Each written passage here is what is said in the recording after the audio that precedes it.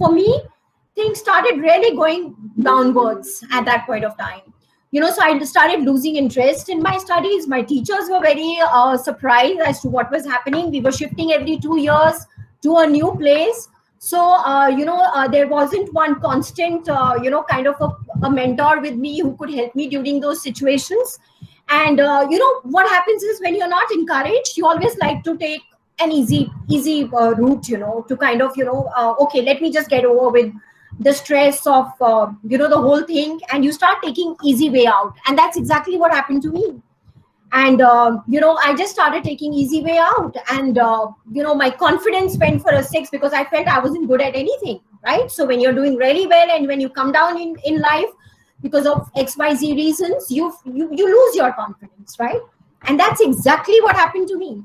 And I just started realizing that I kind of became a very like a stereotypical kind of a victim mentality person. Like, okay, life is unfair, this is how it happens. How you indulge in pity parties, and you were always whining about things. And I had good enough reason. I mean, I felt I had a very, very good enough reason to be doing that, right? And went through my college, took subjects which were not really something I was capable of much more. Decided to drop a couple of subjects on my way to for graduation, the ones that I really strived for, because there was complete lack of focus and complete lack of confidence in myself and my abilities. And it does happen. And when that is happening, you also kind of you get around with people who also are similar. Because if somebody is trying to tell you anything different, you don't want to be a part of it, because you feel you have your own reality, and you just want to live in that reality. So this was going on. And then one day I just thought that my life is definitely not going the way I would really want it to, where I actually visualize myself. And I really thought of and we always hear, I think in India, we always hear this, that always count your blessings. We've always had the elders in our family who always talk about it. Sometimes we listen to it, and sometimes we don't. As youngsters, probably a lot of times we don't, right? And I don't know how, somehow that day, those days, it just stuck on my head. And I said, look, if I have to do something in my life, I have to be my own hero. I have to do things, it has to be in my hand. It can't be an outside influence, or it can't be an outside control. It has to be my control that will work for me. And that's the day when I didn't even know what gratitude was at that point of time. So I just decided, okay, count my blessings. So let's start putting down things that I really felt were really good in my life. And you know what? Before putting it down, I thought nothing is great in my life. I have had lots of challenges, and, life is unfair and all those things. But that day I just thought, okay, just let me put it down. And when I started writing down things that, are good, I could actually create a very, very big list. And when I started writing down something which are challenges in my life, which I used to always kind of magnify, I realized, okay, they are there. But the moment I wrote what I was grateful for, and the moment I started writing what are challenges in my life, my perspective completely changed for those challenges as well. So I did a little exercise. The reason why I'm saying this to you is because this is a very, very important exercise. We do a lot of stuff, education related. We do a lot of stuff, I mean, today we are bombarded with so many things that you can do on social media platforms. There's so many things that we do. But you know what? The simple thing of just doing this makes an amazing amount of difference. And I would really, really urge you to do this, right? Whatever age that you're at right now, whatever that you're looking at for yourself in the future, can you just take out some time and just make this list of things that you're really grateful for in your life?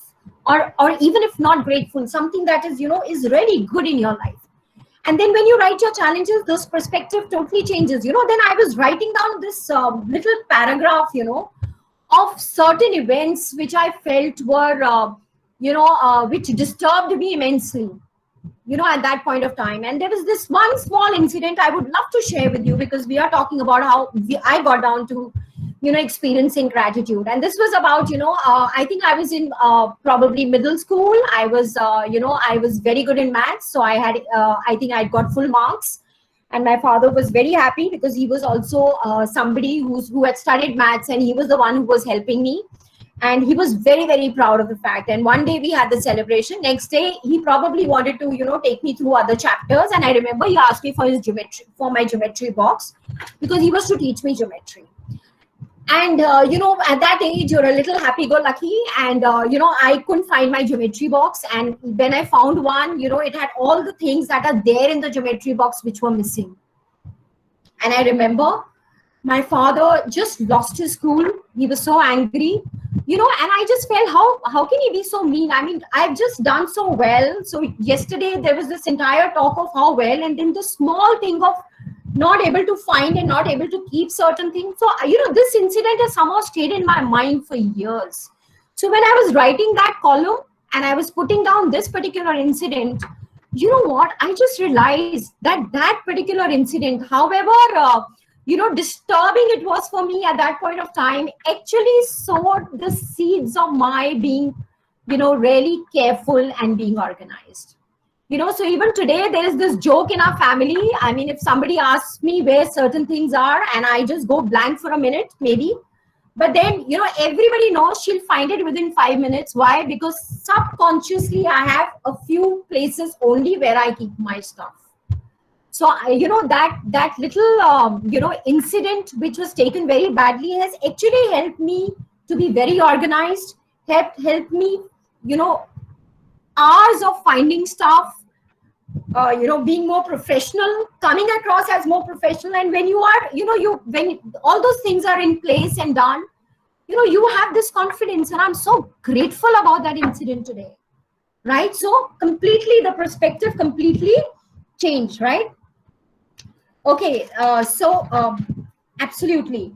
Then I just want you to know and just write down, what are you really grateful for? So can you have your own gratitude statements? I have a lot of young people, who probably, would, when they write, these are the few things that they write. And I always tell, and I have 2 boys, so this is something that we do at home with them as well. So how about, that, when youngsters are there with their parents, that cocoon that they're in, the facilities that are they're in. So you're grateful for the home and the facilities. And you really need to tell yourself is that you'll never ever take it for granted. The moment you say this, your entire perspective of, that gratitude of having that home and the parents to look after you and the facilities that are made available to you at home really, kind of work for you, right? I'm so grateful for people around me and then my ability to help them, right? But, sometimes if the situation demands, I can say no to them. This is another very powerful statement that a youngster can use. I'm grateful for all my friends, but you know what? I'll always respect boundaries. So, and it's okay if certain things happen. Why? Because, you've given gratitude there, but you're going to be respecting boundaries here, right? And, I will appreciate for every competition that comes my way. Because you're going to have peers who will do well. And if you're an overachiever or if you're a very, very competitive person, that competition is going to affect you. But you know what? What if saying that, okay, I'm very grateful for that competition because that person actually, by achieving that person is actually showing me my capability, right? But I'm not going to get it to pressurize me or to put me down, right? I'll just be competing with me and myself. Right? This is a very, very important statement. And also for all, I'm grateful for the peers and I'm always there to applaud them and to appreciate them when they do well, but I'll never allow anybody to put me down in my life, right? So that becomes very, very important. So, of course, there are a lot of gratitude stuff because the moment you start putting it into perspective and you start putting gratitude to it, and small things, let me just share this experience with you. This was many years back. I was diagnosed with a syndrome. Sitting at home, doing my work, being a regular person, leading a very, very active life, you come down with a very, very rare syndrome, which is like paralysis, which happens, which, this is a kind of a paralysis that doesn't happen because of your spine or your brain, but it happens because of your nerves. And I was hospitalized, and every day in the hospital, I was deteriorating. I couldn't move my arms, I couldn't move my hands. The doctor used to come and ask me to, to raise my arms, and I couldn't. And, they would at times get angry with me, and I had to tell them, that, listen, in one day, I cannot forget how to raise my arm. It's just that I'm not capable of doing it right now. And that's how my challenge was diagnosed. So the diagnosis was, it's a very rare syndrome. And then the kind of variant that I had was even rarer, right? So I think out of the medical textbooks, out of, the kind of variant I had was only 2-3 in the entire medical textbooks of the world, right? And all this time, because of gratitude, I never questioned why me. It's so rare, and what is it that I do? Because a lot of times you get into that what is it that I have done to get this. I just felt, when good things happen, we never ask why. So when things are not right, why do we ask why then? So, taking it there, and then of course fighting it with your, with your willpower and having that immense gratitude. I was full of gratitude at that point of time that I might have the syndrome, but I'm lucky I'm alive, and I know I'm going to get all right. Yeah. And it's the goals, my goals and my vision, which actually got me on my feet in 3 months' time. Usually it takes years for people to come out of that syndrome. And for me, it was just a matter of 3 months. The doctors were surprised. Till date, I go to a doctor and, for any problem. And when they ask me for my history and I tell them about this syndrome, the one thing that they always tell me is that you're a very, very lucky person. You're a very lucky person that you are, you're standing and you are walking. So isn't that amazing? So, simple things. I mean, for me, when I could raise my arms, and today, whenever I raise my arms, I'm very grateful for that. So for the moment you express gratitude, that is what goes into the universe, and that's abundance that is going into the universe. And when you send abundance, what you get is, we've always heard universe is a boomerang. Whatever that you send is whatever that you're going to get back. So the moment you send abundance, the moment you send positivity, and that's exactly what comes to you many, many fold. So practice gratitude in everything in your life. Every time there's a challenge, there's always something to be grateful for, right? And not only grateful for, but always something to be appreciated, right? And quickly moving on now to something that I want to talk about, which comes with gratitude also, only before I move on to goals, because when you practice gratitude and expressions, you are able to not only work on your goals and set your goals, but you're also able to achieve. And I'll illustrate to you how, right? So very important is your expressions also, how you express certain things. A lot of times I find youngsters are, they're not able to express as much with certain people, and they're very, very expressive with their close people, like friends will express and communicate very well with their friends. But a lot of areas, certain people, they're not able to communicate as well, right? So that is very important, right? And the reason why, and expressing and communicating is a strength, it's not a weakness. Asking somebody for their advice or for their help or for their perspective, because I personally feel that, when you are thinking of something, 2 brains are any day better than one brain, right? So that's what I've always told my sons also. The problem why we don't, sometimes express and communicate is because we feel we'll be judged by the other people, isn't it? So I've always told my children that, what, talk to me, express certain things. Of course, we'll discuss a lot of things back and forth. There'll be 2-3 brains that will work together instead of just one. And whenever you feel there is judgment happening, would you let me know that that's what is happening, and I'll step back, right? So very important. I think for parents, it's very important to express that to your children, that, expression is very important. And you know what? I just feel nobody can make you feel bad or lousy in your life, isn't it? It's not what somebody tells you which makes a difference. It's what you tell yourself, what somebody told you actually is the challenge. So I'm going to repeat this. It's not what somebody told you, something that is the challenge. It's what you tell yourself, what the other person told you is a challenge. So, we can always filter and we can always decide what is going inside our brain. And, I just heard the story of a young boy who comes back home and he tells his dad that, what, my friend told me he doesn't like me. And the father is a little scared and he feels, oh, this is going to do something wrong to the self-esteem, self-esteem of my child. And he tells him, oh, so what did you reply? He said, you know what? I told him, it doesn't matter whether you like me or not because I like myself. And I felt that was so deep and profound. And this is exactly how we need to be as well, right? So, expression is something.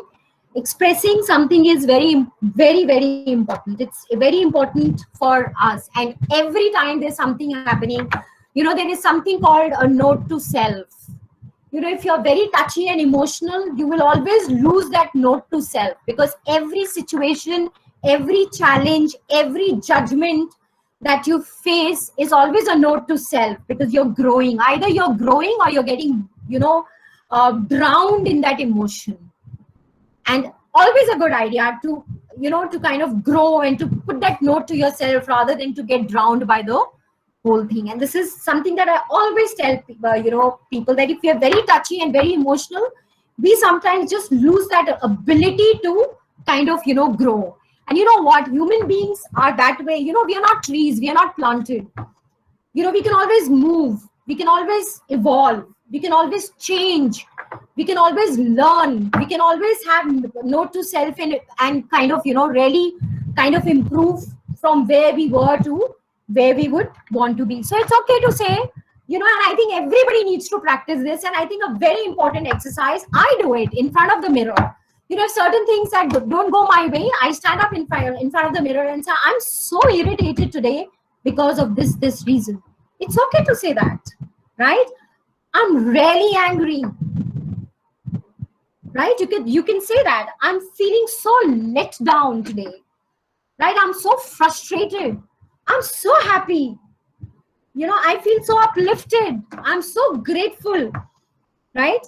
And these are expressions that need to be said and need to be put across, and not kept bottled inside, because that's where a lot of, challenges starts happening, right? And why expression and gratitude goes together, because let's say if you have a glass of soda and you want to put water in it, you have to first remove the soda from it, and only then you can put water. So if you want to put gratitude in your life, very important is to express certain things so that you can actually inculcate some more things in your life, right? So always have a gratitude notebook where you can write down certain things that you're grateful for. I think every day we can have certain things, and this is a very, very powerful thing, and you will probably see a lot of things changing. And how does it impact our goals?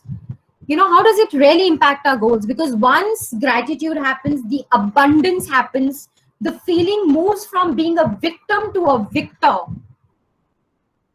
right? And that's where the clarity comes of who we are, where are we, and where are we wanting to move on in our life. So these are not different compartments. We can't just say things. So these are certain things that gel down very, very nicely. And I just felt when I started practicing gratitude, and that's where my growth in my work started happening. That's when I started attracting the right people. The moment I started practicing gratitude, I kind of attracted a lot of good people in my life who are there with me even today, mentoring me, coaching me, moving me to move ahead in my life. At this age, I'm excited about my 5 years. I'm excited about my next 10 years. I'm excited about a lot of things that are happening in my life. I'm happy with my relationships that are there because we are communicating, expressing, being grateful about certain things, and of course, moving towards our goals. So now moving on to something which is very, very important, which is goals, right? Okay, so, when I start talking about goals, I will also show you a slide here, but you know what, 98 out of 100 people, 98 people, are confused because they do not have a picture in their mind in terms of what they are looking for themselves. So out of every 100 people, 98 people are confused because they do not have a picture of what they're looking at for themselves. There was this study done by a doctor, and for people who live beyond 100 years, and they were trying to find some commonalities. So he gets an audience together and he tells them, and I want you to also think about it. He says, what could be certain parameters which would lead to those commonalities of why people live beyond 100 years?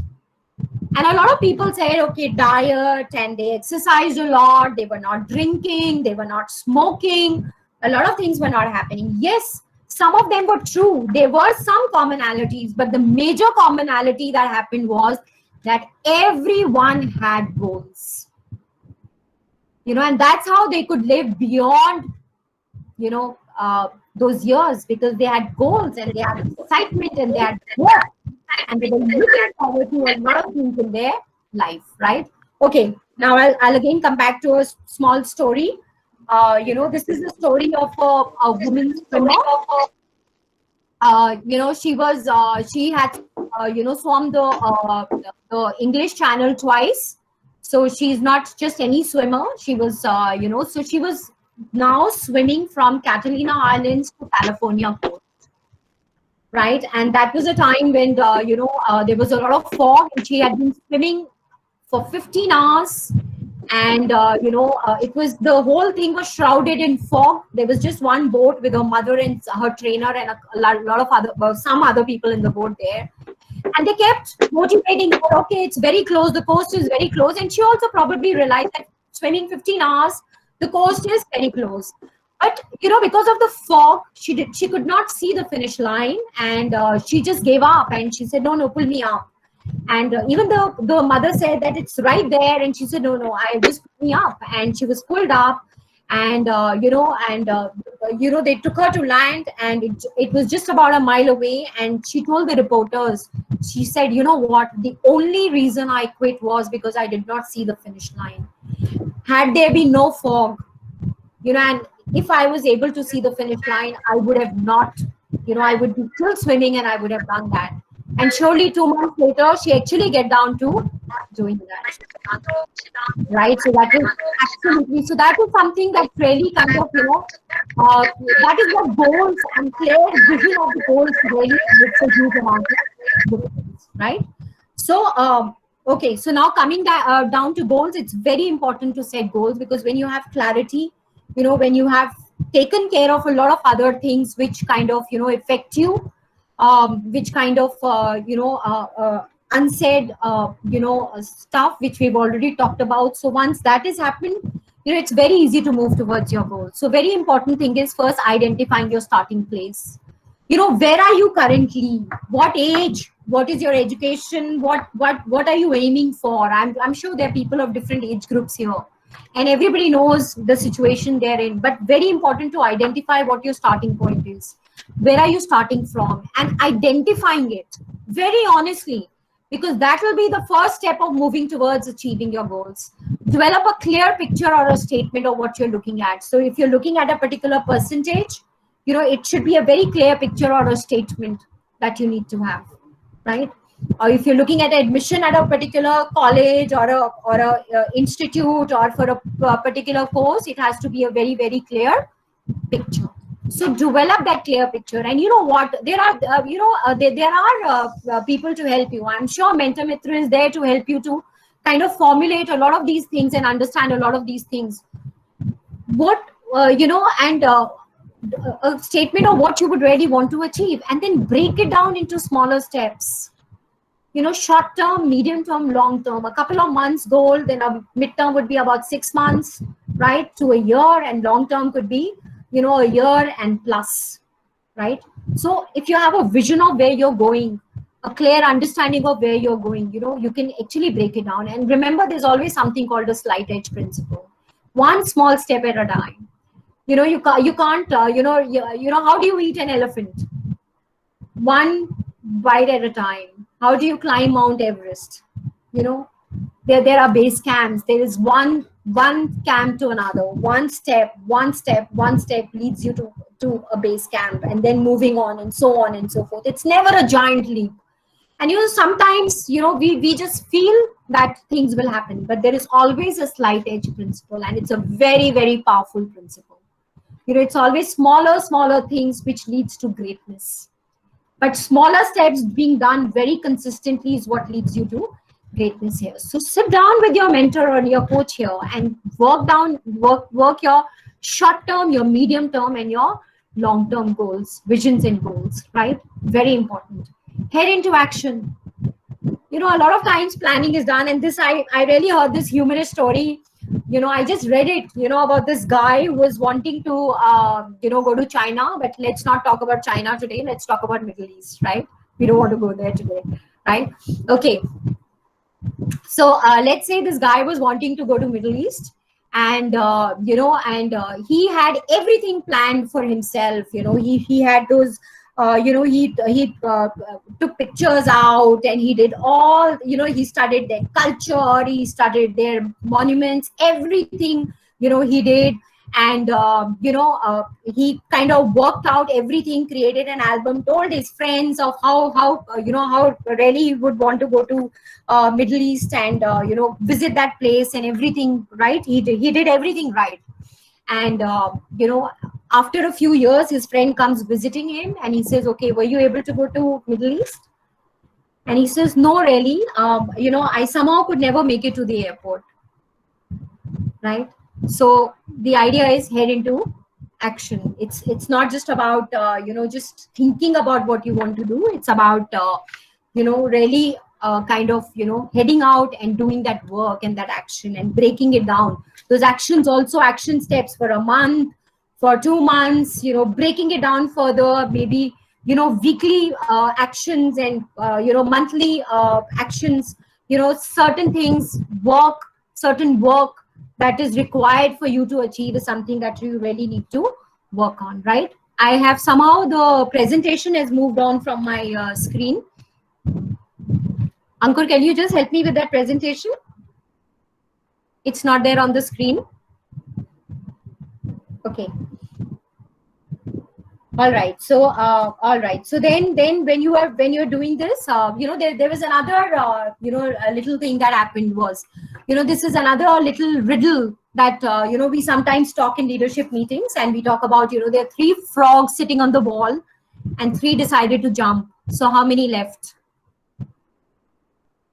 Just think. All 3, because they just decided, they didn't jump. Right? So a lot of times we decide, but we don't really get down to doing that, right? So all 3 of them are left, right? And then you evaluate. This is very important. So whether certain things have been achieved, not achieved, evaluation is very important, so that you can kind of, work on them. So if it's done, it's great, you move on. If certain things are, areas which have to be worked on, you evaluate, right? With your coach, with your mentor, with somebody who's helping you, and so that you can always kind of improve your results. And then of course you celebrate accomplishments. This is very important. This is a very integral part of of setting a goal, is that you always celebrate accomplishments. Right, so these are few areas which will really help you to set your goals properly, understanding of where you are and where you would want to go, right? And so with this, I'm through with my session of what I wanted to